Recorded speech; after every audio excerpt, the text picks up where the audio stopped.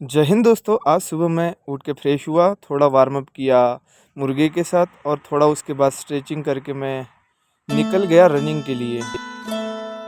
आज 5 kilometre running करने के बाद आज शरीर थोड़ा खुला खुला सा लग रहा है। म्हणून मी खुश होऊन केल्या 200 pushup, 200 sumo squat in wall and handstand practice with Raja ji. ये है हमारे राजा जी, इनका अंदाज है निराला और एनर्जी ड्रिंक पी के किया वर्कआउट, कम पंप था यो।